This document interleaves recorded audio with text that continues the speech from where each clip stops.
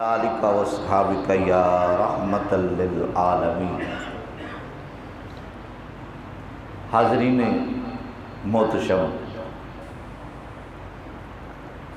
رمضان المبارک کا عشرہ رحمت کا عشرہ رواں دواں ہے۔ اس حوالے سے حضرت ابو ہریرہ رضی اللہ تعالیٰ نے اس حدیث کے راوی ہیں۔ بخاری شریف میں اور حدیثوں کی کئی کتابوں میں یہ حدیث موجود ہے کہ سرکار علیہ السلام منبر پر چڑھنے لگے تو سرکار علیہ السلام نے 3 مرتبہ فرمایا آمین۔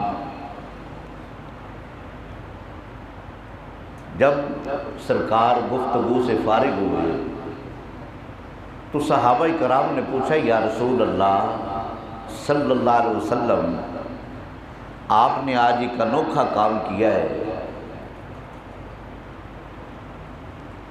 پہلے کبھی نہیں آپ کو دیکھا۔ تو سرکار علیہ السلام نے اس انوکھے کام کی وضاحت فرمائی، فرمایا کہ جب میں منبر پر چڑھنے لگا تو پہلی سیڑھی پہ قدم رکھا تو جبریل علیہ السلام تشریف لائے، اور جبریل علیہ السلام نے عرض کی یا رسول اللہ صلی اللہ علیہ وسلم، جو شخص رمضان المبارک کا مہینہ پائے پھر اس کی قدر نہ کرے، احترام نہ کرے، روزہ نہ رکھے، وہ شخص ہلاک اور تباہ ہو جائے۔ ہلاک اور تباہ ہونے کا مطلب ہے کہ وہ داخل النار، جہنم میں گیا۔ تو سرکار علیہ السلام فرماتے ہیں کہ جبریل علیہ السلام نے خود ہی فرمایا یا رسول اللہ قلت آمین، آپ کہے کہ آمین۔ سرکار فرماتے ہیں پھر میں نے کہا آمین۔ جب دوسری سیڑھی پہ قدم رکھا تو جبریل علیہ السلام عرض کرتے ہیں یا رسول اللہ صلی اللہ علیہ وسلم، وہ شخص تباہ و برباد ہو جائے جو اپنے ماں باپ کو، دونوں کو یا دونوں میں سے ایک کو بڑھاپے کی حالت میں پائے اور پھر ان کی خدمت کر کے جنت حاصل نہ کر سکے، وہ شخص تباہ و برباد ہو جائے۔ تباہ و برباد کا مطلب ہے کہ وہ جہنم میں جائے۔ قلت آمین، یا رسول اللہ آپ کہیے آمین۔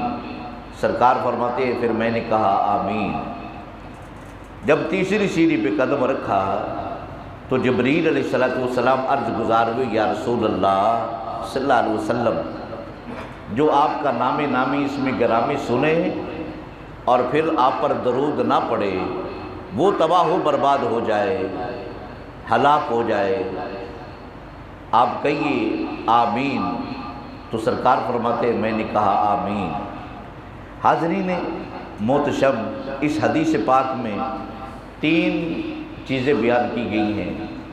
3 چیزیں ایک درس میں بیان نہیں ہو سکتی، ایک کو آج کر لیتے ہیں اور 2 کو کل پھر کریں گے انشاءاللہ باری باری۔ سب سے پہلے کہ سرکار علیہ السلام نے فرمایا کہ جس شخص نے رمضان مبارک کا مہینہ پایا اور روزے نہ رکھ کر اپنی بخشش نہ کروا سکا، وہ سیدھا جہنم میں گیا۔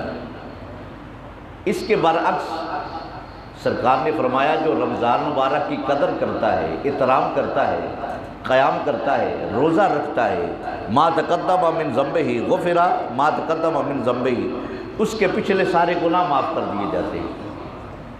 اور جو شخص اللہ تعالیٰ نے حسن بھی یہ دیا ہے، جوانی بھی دی ہے، صحت بھی دی ہے، سارا کچھ بھی ہے، پیسہ بھی ہے، لیکن پھر وہ روزہ نہیں رکھتا، روزہ نہیں رکھتا۔ ہم نے بزرگوں کو دیکھا کہ چلنے سے قاصر ہے لیکن روزہ رکھتے ہیں۔ وہ کتنا کم بخت بندہ ہے جس کو اللہ تعالیٰ نے صحت بھی دی ہے، جوانی بھی ہے، وہ روزہ نہیں رکھتا۔ اس کے لیے میرے مصطفیٰ نے فرمایا جبریل دعا کر رہے کہ وہ جہنم میں گیا، اس میں کوئی شک نہیں ہے۔ جو روزوں کا احترام نہیں کرتا، رمضان کی قدر نہیں کرتا، اس کے جہنم میں جانے میں کوئی شک نہیں ہے۔ ہم نے دیکھا ہے کہ بڑے بڑے لوگ، امیر ترین لوگ، ابل تو وہ مسجد میں آتے ہی نہیں ہیں۔ پتہ نہیں مسجد سے ان کو عداوت کیا ہے، مسجد سے ان کو کوئی دشمنی کیا ہے، یا مسجد میں آنے سے ان کی عزت گھٹتی ہے، یا ان کے آنے سے مسجد کی عزت گھٹتی ہے۔ پتہ نہیں وہ اپنے آپ کو کیا سمجھتے ہیں۔ بڑے بڑے لوگ ہم نے دیکھا ہے کہ مسجد میں نہیں آتے، رمضان آتا ہے نہیں آتے، شاید جیسے وہ مسجد میں نماز پڑھنے کے لیے نہیں آتے، اسی گمان سے ہم کہہ سکتے ہیں کہ وہ روزوں کا قدر بھی نہیں کرتے ہوں گے۔